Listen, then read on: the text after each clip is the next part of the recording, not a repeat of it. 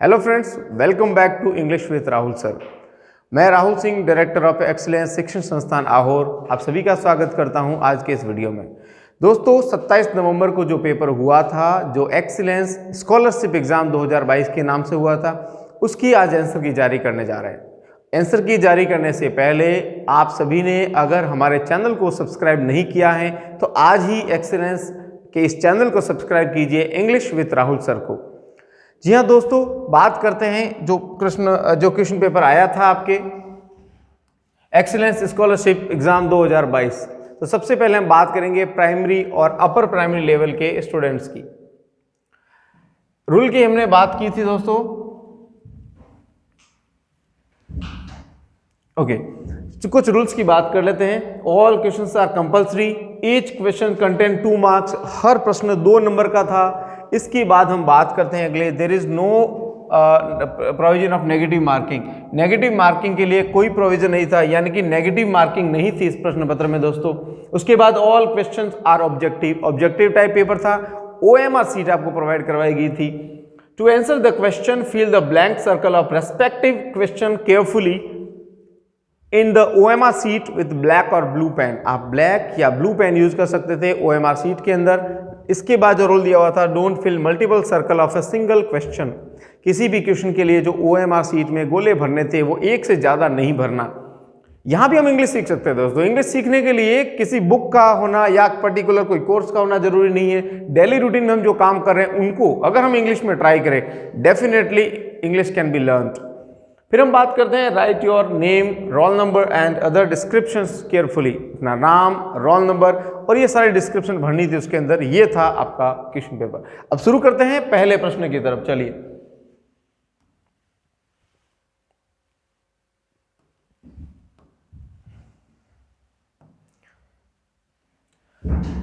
चलिए, दोस्तों पहले प्रश्न की बात करते हैं आज के इस क्वेश्चन पेपर में। तो पहला प्रश्न दिया हुआ है, रोहन इज टॉलेस्ट स्टूडेंट।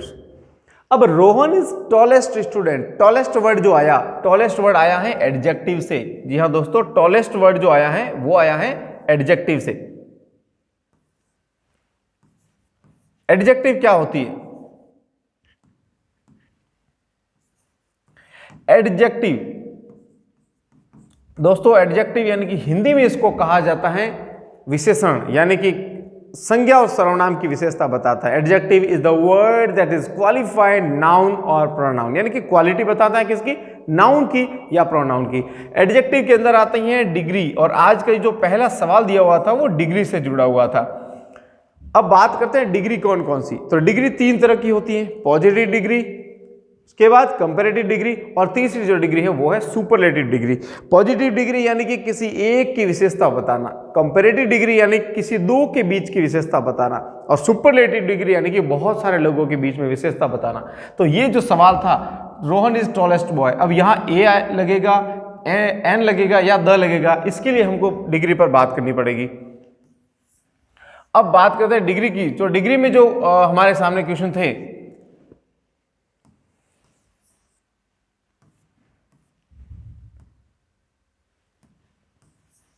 ठीक है दोस्तों। अब यहां पर toll,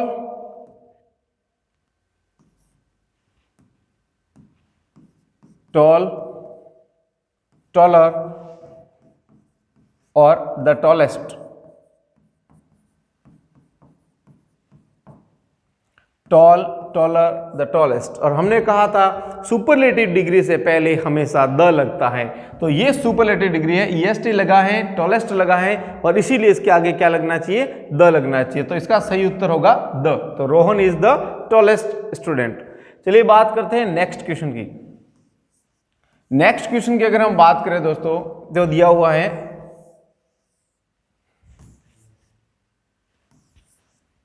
okay, Mumbai has ideal climate. अब यहां ब्लैंक स्पेस में क्या आएगा, आइडियल। यहां ये क्वेश्चन है आर्टिकल का। आइडियल देखना दोस्तों, आर्टिकल की बात करते हैं। आर्टिकल में क्या होता है, अ से लगाकर, अगर हम बात करते हैं आर्टिकल की, तो अ से लगाकर अंग तक और क से लगाकर ज्ञ तक अगर वर्ड होता है, अ से अंक तक अगर कोई वर्ड होता है तो वहां पर हमें एन का प्रयोग करना है। इसका जो साउंड होगा आइडियल, तो आइडियल की बात करें तो आइडियल शुरू होता है आ से, और आ जो वर्ड है अ से लगाकर अंक तक के बीच में आता है, और इसीलिए यहां पर क्या लगेगा दोस्तों, अगर ये होता है तो वहां पर एन का प्रयोग होता है। तो आइडियल के लिए क्या वर्ड यूज होगा यहाँ पर, एन, यानी कि हमारा दूसरा ऑप्शन जो है बी वो करेक्ट हो जाएगा। अब इसी के साथ हम बात करते हैं नेक्स्ट क्वेश्चन की। नेक्स्ट क्वेश्चन की अगर हम बात करते हैं दोस्तों, उसमें क्या है इस पर बात करते हैं, चलिए।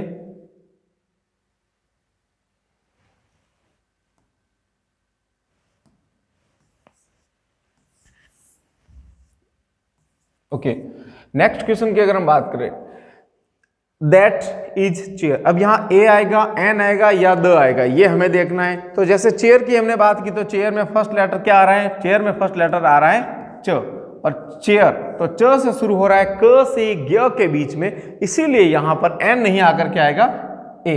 तो इसका सही उत्तर क्या हो जाएगा, ए। बात करते हैं नेक्स्ट क्वेश्चन की, फाइंड आउट नाउन। अब इसमें नाउन फाइंड आउट करना है दोस्तों, नाउन क्या होता है। अब पहले ऑप्शंस की तरफ जाते हैं हम। क्या स्लीप एक नाउन है? What is the definition of noun? Noun की डेफिनेशन क्या होती है? Noun is the name of person, किसी भी व्यक्ति का नाम एक नाउन है। फिर बात करते हैं दूसरे की कि noun is the name of person, दूसरा है प्लेस, कोई भी जगह का नाम नाउन हो जाता है। फिर बात करते हैं थिंग, क्या वो जगह है, क्या वो स्थान है, वस्तु है क्या, थिंग यानी कि वस्तु। और चौथा ऑप्शन क्या हो जाता है, एनिमल। तो noun is the name of person, place, thing और एनिमल। क्या इन चारों में से कुछ भी इस ऑप्शन में दिया हुआ है? तो पहला दिया हुआ स्लीप, स्लीप, स्लीप क्या है, स्लीप है सोना, तो ये हो जाती है दोस्तों एक वर्ब है। स्लीप क्या है, यहां पर वर्ब है। दूसरा है रोहित, क्या रोहित की अगर हम बात करें तो ये रोहित क्या है, नाम है इंसान का। थर्ड ऑप्शन आया प्ले यानी खेलना, इट यानी कि खाना, ये तीनों वर्ब है, क्रियाएं हैं। लेकिन रोहित क्या है, एक नाम है किसी का भी, और नाम अगर वो है तो वो क्या हो जाता है, नाउन हो जाता है। तो इसका सही उत्तर क्या हो जाएगा, Rohit, B. No, noun is the, next question की बात करते हैं दोस्तों। नेक्स्ट क्वेश्चन है noun is the name of person, noun is the name of person, thing और एनिमल। अभी हमने बात की थी नाउन क्या होता है, हमारे सामने चार ऑप्शन थे, 1 2 3 4। क्या इनमें से कोई ऑप्शन है इस प्रश्न में? तो बात करते हैं तो नाउन की। Noun is the name of person, place, thing और एनिमल। प्लेस नहीं है तो ऑब्जेक्ट, कहीं पर ऑब्जेक्टिव में जहां ऑप्शन है वहां आपको प्लेस दिख रहा है क्या, बिल्कुल प्लेस ये रहा। तो अगर हम बात करते हैं प्लेस की, ओके दोस्तों, ये रहा प्लेस की, तो यहां पर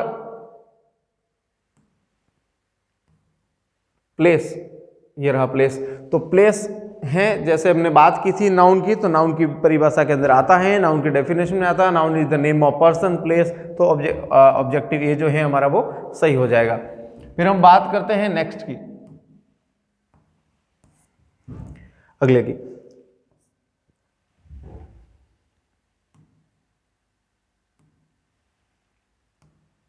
ओके, फिर हम बात करते हैं आगे नेक्स्ट क्वेश्चन की।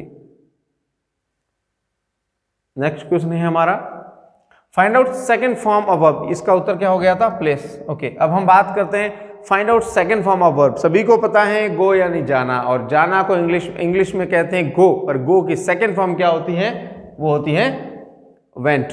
तो गो की सेकंड फॉर्म क्या होती है दोस्तों, वेंट।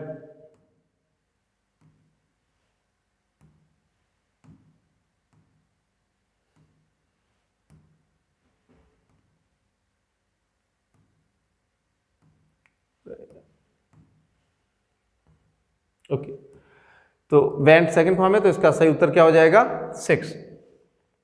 अब हम बात करते हैं नेक्स्ट की, find out second form of verb play. Play यानी कि खेलना, और खेलना की सेकंड फॉर्म क्या होती है, प्ले की सेकंड फॉर्म क्या होती है, ये सभी जानते हैं, वो होती है प्लेड। तो इसका सही उत्तर क्या हो जाएगा, बी, प्लेड। नेक्स्ट है find out second form of run. Run यानी कि दौड़ना, और रन की सेकंड फॉर्म क्या होती है, रैन।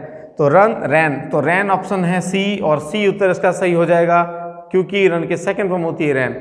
बात करते हैं नेक्स्ट क्वेश्चन की, question number 9, which is correct word. Spelling की बात हो रही है, सही स्पेलिंग कौन सी है।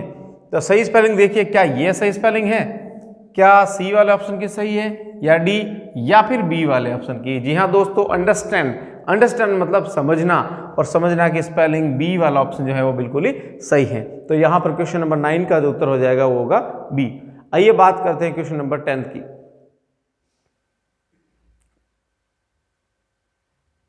जी हाँ, क्वेश्चन नंबर 10 हमारे सामने दे रखा है, which is correct word. Spelling की बात करें तो करेक्ट वर्ड कौन सा है उस पर बात करते हैं। चलिए,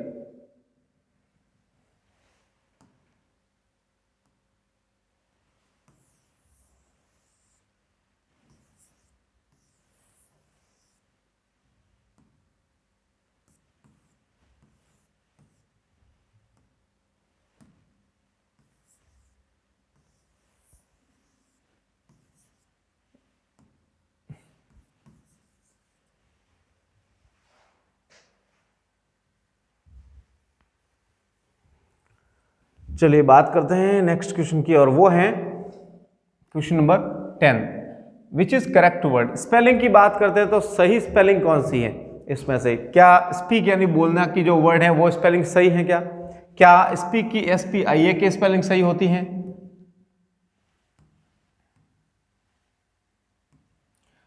ओके, या फिर स्पीक SPEEK या स्पीक की स्पेलिंग SPEAK होता है? तो चौथा ऑप्शन हमारे सामने 4th नंबर पे स्पीक यानी कि बोलना, ये स्पेलिंग सही है। नेक्स्ट क्वेश्चन दिया हुआ question number 11, who is the prime minister of India. Everybody knows who is the prime minister of India, each and every individual should be known. सभी को इसके बारे में जानकारी होनी चाहिए। कौन है भारत के प्रधानमंत्री? Narendra Modi. So he is the prime minister of India. तो कंप्रहेंशन में आपके जरूर दिक्कत आती होगी, प्रश्नों को समझने में आपको दिक्कत आती है, शायद इसीलिए उत्तर देने में भी आपको दिक्कत आती है दोस्तों। अगले प्रश्न की बात करते हैं, write this word in English. Meera, Meera की स्पेलिंग क्या होती है सभी जानते हैं, इसके लिए रोमन लैंग्वेज आपको आना जरूरी है। उसके अंदर अ को क्या कहते हैं इंग्लिश में, क को क्या कहते हैं, तो आप नाम लिखना सीख सकते हैं। तो मीरा की सही स्पेलिंग कौन सी है दोस्तों? A, Meera, MEERA। Next question है, write the word in English Udaipur. And everybody knows what is the spelling of Udaipur. बहुत बेसिक क्वेश्चन है ये, तो बहुत इजी था। उदयपुर सभी सॉल्व कर सकते हैं। अगला सवाल है, write the word in English Roshan. Roshan Singh Sodhi आपने सुना होगा, आपने रोशन, ऋतिक रोशन के फादर रोशन, वो नाम भी आपने सुना होगा। तो रोशन की स्पेलिंग क्या होती है आप देखिए। रोशन की अगर मैं बात करूं, र के लिए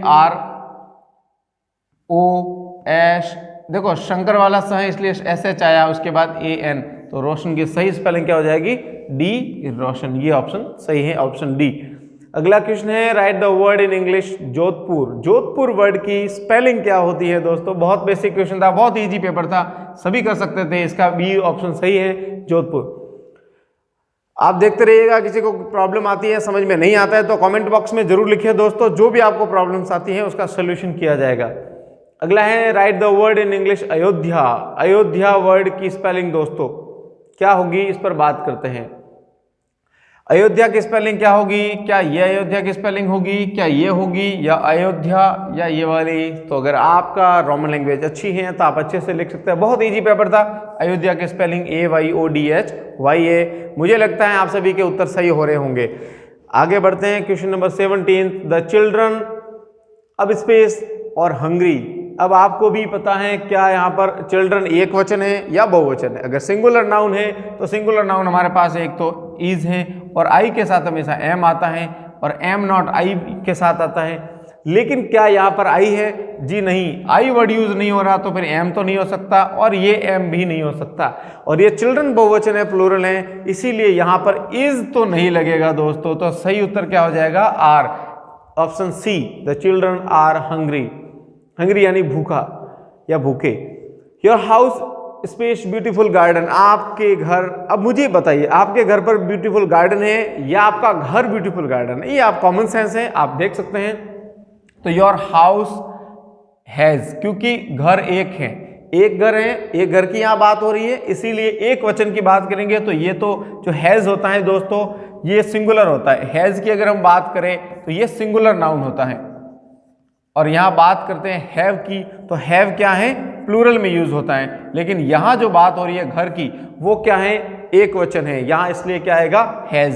तो किसी के माइंड में अगर ये आ रहा हो कि सर ये इज भी तो सिंगुलर है, इसको क्यों नहीं यूज करें, तो इसका हिंदी अनुवाद कीजिए आप। Your house is beautiful garden, तो इसका अर्थ हो जाएगा है, कि आपका घर ब्यूटीफुल है, सुंदर है, सुंदर गार्डन है। जी ऐसा नहीं हो सकता, मेरे घर पर अच्छा गार्डन है, सुंदर गार्डन है, तो इसके लिए हम हैज का प्रयोग करेंगे। तो इसका सही उत्तर क्या हो जाएगा, हैज। बात करते हैं क्वेश्चन नंबर 19 की। चलिए क्या है क्वेश्चन नंबर 19, चलिए इसको देखते हैं।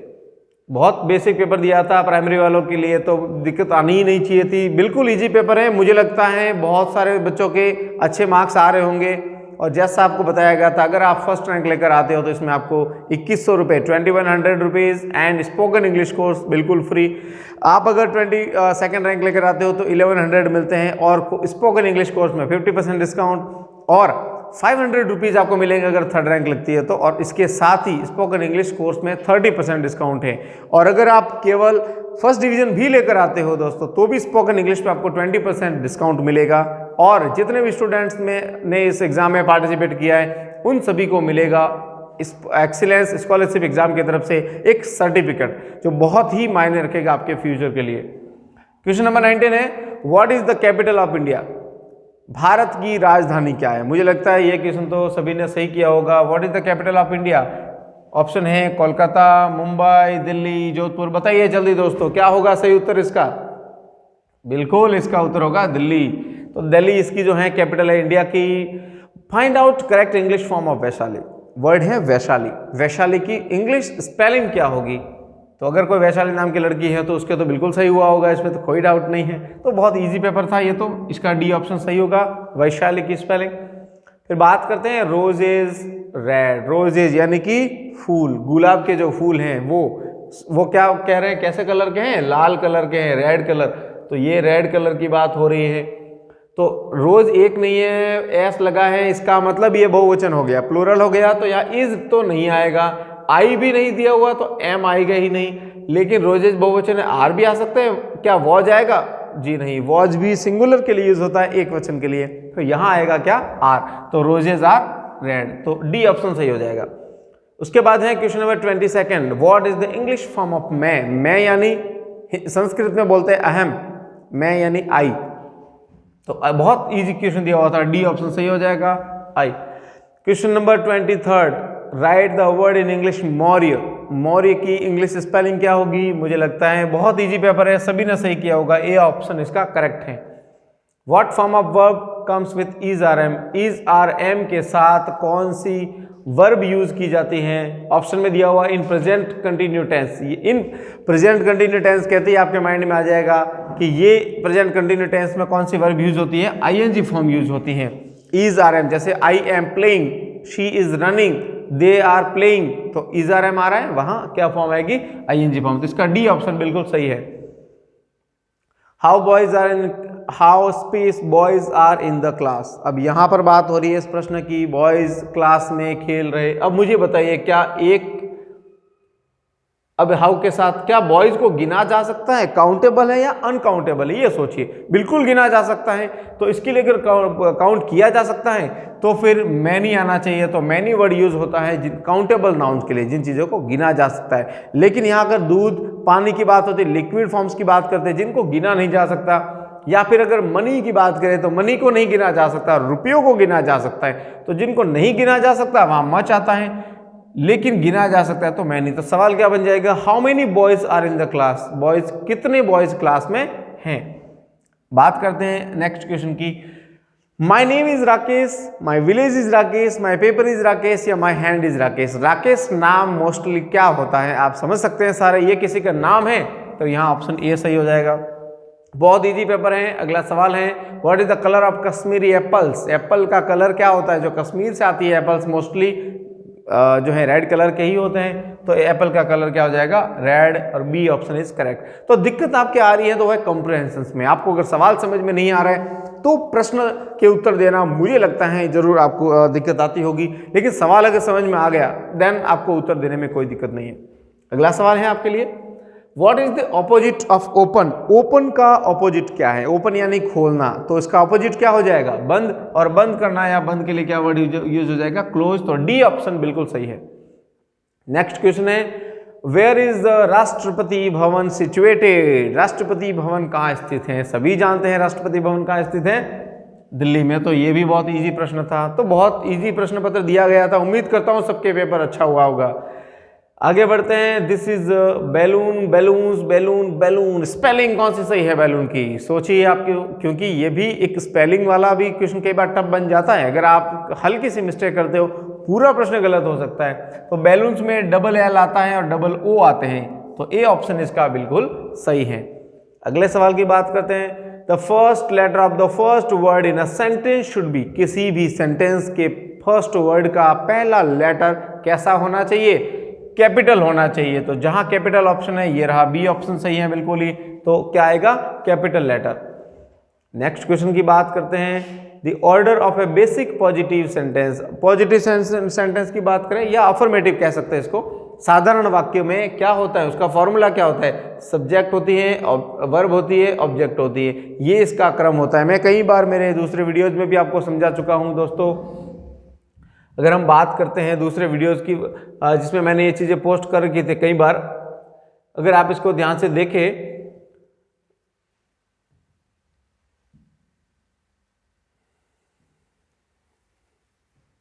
तो मैंने एक फॉर्मूला बताया था बेसिक SVO का फॉर्मूला, जहां मुझे लगता है मैं कई बार यह चीज़ बता चुका हूं। SVO का फॉर्मूला दोस्तों, सब्जेक्ट, वर्ब और ऑब्जेक्ट। मेरे कई वीडियोस में मैंने ये चीज़ डाल रखी है। यही फिक्स क्रम होता है बेसिक इंग्लिश का। उसके बाद मैंने एक और वर्ड ऐड किया था BKB, जिसके अंदर प्रीपोजिशंस आती हैं। BKB यानी कि बाकी की भेजामारी, जो हमने पीछे इसके ऐड करी थी, लेकिन उसकी ज़रूरत अभी मेरे ख्याल में नहीं है दोस्तों। तो सब इसका फॉर्मूला क्या हो जाएगा? सब्जेक्ट, वर्ब और ऑब्जेक्ट। किसी ऑप्शन में ये दिया हुआ है? बिल्कुल ए ऑप्शन में दे रखा है, सब्जेक्ट, वर्ब एंड ऑब्जेक्ट। फिर अगला क्वेश्चन की बात करते हैं, question number 33। Every sentence must have a subject and a. हर एक सब्जेक्ट में क्या क्या होना चाहिए? हर सेंटेंस में क्या होना चाहिए? सब्जेक्ट और वर्ब, ऑब्जेक्ट एंड आर्टिकल या प्रीपोजिशन। बताइए। सब्जेक्ट के साथ वर्ब होना जरूरी है दोस्तों, तो ये ऑप्शन जो है बिल्कुल सही है, ए ऑप्शन, सब्जेक्ट और वर्ब होना जरूरी है। यहाँ पर मस्ट हैव आया है, मस्ट का मतलब जरूरी है, होना चाहिए। Question number 34। People organized an event of constitution. आपको जानकारी है, मैं पहले भी बता चुका हूँ, कहीं पर भी हैव वर्ड अगर आ जाता है इंग्लिश की ग्रामर में, वहां हमेशा वर्ब की कौन सी फॉर्म यूज की जाती है दोस्तों? थर्ड फॉर्म यूज की जाती है।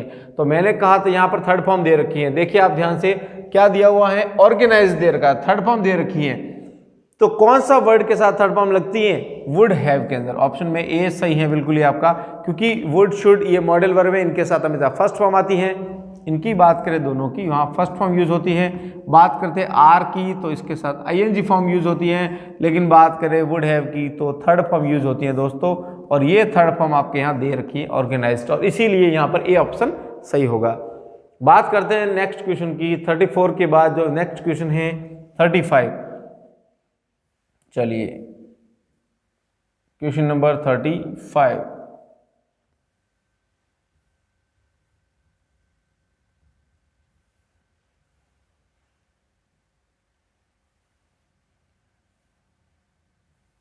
Question number 35।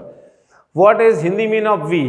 अब आप ही बताइए दोस्तों, इससे इजी पेपर क्या हो सकता है? वी यानी कि हम, और इसको हिंदी में हम कहते हैं। ए ऑप्शन बिल्कुल सही है आपका। अगला सवाल है, विच इज करेक्ट? सही सेंटेंस कौन सा है? विच मतलब कौन सा सही सेंटेंस है? यू आर लुकिंग गुड, तुम अच्छे दिख रहे हो। दूसरा ऑप्शन है यू आर लुकिंग गुड, तो ये भी गलत है। योर मतलब तुम्हारा। आई इज गोइंग देयर, आई के साथ इज आ सकता है क्या? और ऑप्शन है are he coming with you. तो मैंने आपको एक फॉर्मूला बताया था दोस्तों, फिर इस फॉर्मूले की मैं बात करता हूं। फॉर्मूला क्या था? Subject, verb and object. Subject, verb and object, ये मैंने फॉर्मूला बताया था आपको। Subject, verb and object. Okay, subject, verb and object की बात की थी। Subject, verb and object. फॉर्मूले पर ध्यान दीजिएगा दोस्तों। यू आर लुकिंग गुड, ये बिल्कुल सही सेंटेंस लग रहा है। योर नहीं हो सकता क्योंकि योर वर्ड हमेशा सेंटेंस के एंड में आता है, यह शुरू में कभी नहीं आ सकता। लेकिन अगर ये आता है तो इसके साथ कुछ न कुछ अदर होना चाहिए, जैसे योर फ्रेंड, योर बुक, लेकिन योर के बाद सीधी वर्ब आ रही है तो ये बिल्कुल ही गलत है। तो ये बी ऑप्शन तो हो ही नहीं सकता। ऑप्शन सी, आई के साथ हमेशा एम आता है तो ये भी गलत है। आर ई, प्रश्न आर से शुरू हो रहा है लेकिन आर के साथ बहुवचन होना चाहिए, जबकि यहाँ ही एक सिंगुलर है, तो ये भी ऑप्शन गलत है। ऑप्शन ए इसका बिल्कुल सही है, which is correct, question number A. तो ये आपका उत्तर बिल्कुल सही रहेगा, you are looking good. Question number 37 की बात करते हैं। आई के बाद क्या आएगा दोस्तों? आई के साथ एम आएगा। अभी अभी हमने बात की थी, तो आई एम लुकिंग देयर, तो ये सही हो जाएगा। आपके बहुत इजी पेपर था, मुझे नहीं लगता कि आपके क्वेश्चन गलत हुए होंगे। इससे इजी मेरे ख्याल में नहीं हो सकता कुछ। अगला सवाल है question number 38। Hindi mean of word this. This का हिंदी अर्थ क्या होता है? दिस मीन्स यह, तो ए ऑप्शन बिल्कुल सही है। What is the plural form of a man? Man का बहुवचन क्या होता है? तो मैन के ए लगा हुआ है तो इसका बहुवचन करते ई हो जाता है, तो इसका डी ऑप्शन बिल्कुल सही है। अगर वुमेन की बात करते तो वुमेन, वीमन, तो बहुवचन होते इसमें ई लग जाता था उसमें भी। राइट दिस वर्ड इन हिंदी। धर्म, धर्म की हिंदी जैसे ये जो वर्ड लिखा हुआ है धर्म, इसकी सी ऑप्शन बिल्कुल सही है क्योंकि धर्म की स्पेलिंग DHARMA। ओके, तो इसको इंग्लिश में बात करते हैं इसको धर्मा कहा जाता है कई बार, हिंदी में बात करेंगे तो धर्म, लेकिन इंग्लिश में इसकी जो स्पेलिंग होती है रिलीजन कहते हैं मोस्टली इसको, लेकिन जो साउंड होता है अगर धर्म वर्ड इंग्लिश में बोलना है तो उसको धर्म कह सकते हैं। Option question number 41। English form of the Hindi word Raju. It's a very basic question and it is given the spelling of Raju is option B correct. B option बिल्कुल सही है। क्वेश्चन नंबर 42। व्हाट इज द सुपरलेटिव डिग्री ऑफ रिच? रिच यानी कि अमीर, और इसकी सुपरलेटिव डिग्री मैंने आज ही बात की थी कि सुपरलेटिव डिग्री में क्या होना चाहिए। सुपरलेटिव डिग्री की बात करें तो यहां पर वर्ड क्या दिया हुआ है सुपरलेटिव डिग्री में? रिच, और रिच की क्या होता है? रिचेस्ट हो जाएगा, क्योंकि सुपरलेटिव डिग्री में एक तो पहली बात तो द लगता है, सुपरलेटिव डिग्री में द लगता है, और पीछे EST लगना भी जरूरी है। GST तो सरकार लगा ही रही है, यहाँ अगर EST लगाओगे तो ये भी हो जाएगा क्या? Superlative degree. तो सुपरलेटिव डिग्री के लिए द रिचेस्ट, तो साफ साफ क्या रखा है कि सुपरलेटिव डिग्री में क्या आएगा? तो the richest, D option correct है। Question number 43। The sun rises in the east. ये सवाल कौन सा है? प्रेजेंट इंडेफिनिट का, प्रेजेंट सिंपल का। उसमें क्या होता है? सब्जेक्ट, वर्ब और ऑब्जेक्ट के फॉर्मूले में अगर हमारा सब्जेक्ट सिंगुलर है तो वर्ब के साथ SES लगता है। तो सन एक सिंगुलर सब्जेक्ट है तो वर्ब के साथ SES लगना जरूरी है, और ये सी ऑप्शन में लग रहा है। अगर आपको नहीं पता ये रूल तो आज ही इसको माइंड में कर लीजिए, कंसेप्ट क्लियर कर लीजिए। सब्जेक्ट अगर सिंगुलर है, प्रेजेंट इंडेफिनिट की बात कर रहा हूं मैं, सब्जेक्ट सिंगुलर है तो वर्ब के साथ SES लगता है, तो इसका ऑप्शन सी करेक्ट है। Which is the English mean of सोना? सोना मतलब वो सोना नहीं, स्लीप वाला सोना नहीं। यहां पर सोने का मतलब है गोल्ड, जो बात करते हैं धातु है सोने, मेटल की अगर हम बात करते हैं तो यहां पर वो क्या है? सोना को इंग्लिश में कहते हैं gold. Question number 45। Which is the synonym of small? Small का सिनोनिम क्या होता है? स्मॉल यानी कि छोटा, तो छोटे के लिए और कौन सा ऑप्शन दे रखा है? चार ऑप्शन चेक कीजिए। तो लिटिल वर्ड दे रखा है, वो बिल्कुल ही सही है, लिटिल यानी भी होता है छोटा। अगला क्वेश्चन है आपके 46। Which is the antonym of possible? Possible यानी कि संभव, ऐसा कौन सा वर्ड है जो इससे मिलता जुलता, इसके खिलाफ है, इसके अगेंस्ट है, यानी कि ऑपोजिट है। एंटोनिम मतलब होता है विलोम शब्द। एंटोनिम का मतलब होता है दोस्तों विलोम शब्द। एंटोनिम क्या होता है? विलोम शब्द होता है। तो यहां पर एंटोनिम यानी कि पॉसिबल, तो इसका क्या हो जाएगा विलोम शब्द? इम्पॉसिबल।